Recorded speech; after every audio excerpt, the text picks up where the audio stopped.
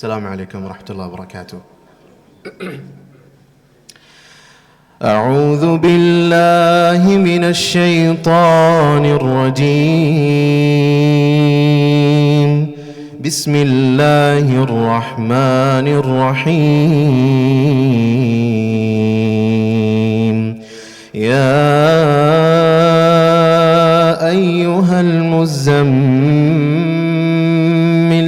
قم الليل إلا قليلا نصفه أو انقص منه قليلا أو زد عليه ورتل القرآن ترتيلا إنا سنلقي عليك قولا ثقيلا إن ناشئة الليل هي أشد وطئا وأقوم قيلا إن لك في النهار سبحا طويلا واذكر اسم ربك وتبتل إليه تبتيلا رب المشرق والمغرب لا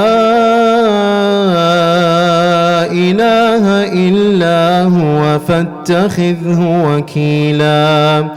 واصبر على ما يقولون واهجرهم هجرا جميلا وذرني والمكذبين أولي النعمة ومهلهم قليلا إن لدينا أنكالا وجحيما وطعاما ذا غصة وعذابا أليما يوم ترجف الأرض والجبال وكانت الجبال كثيبا مهيلا إنا أرسلنا إليكم رسولا شاهدا عليكم كما أرسلنا إلى فرعون رسولا فعصى فرعون الرسول فأخذناه أخذا وبيلا فكيف تتقون إن كفرتم يوما يجعل الولدان شيبا السماء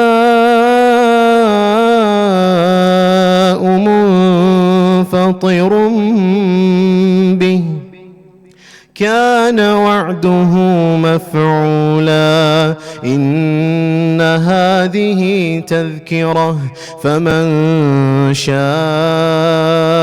اتخذ إلى ربه سبيلا إن ربك يعلم أنك تقوم أدنى من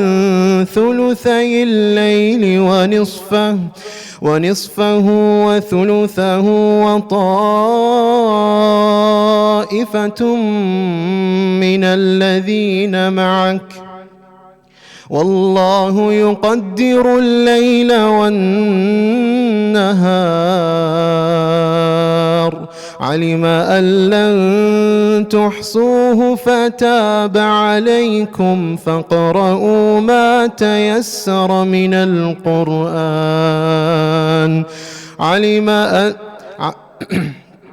علم أن سيكون منكم مرضى وآخرون يضربون في الأرض يبتغون من فضل الله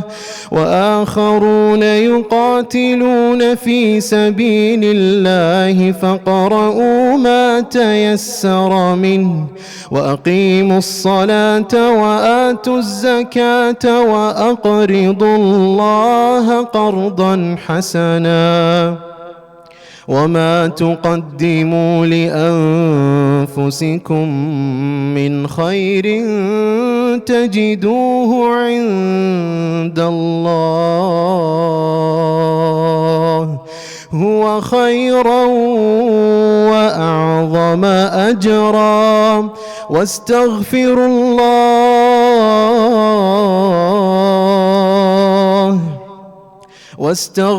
الله إن الله غفور رحيم.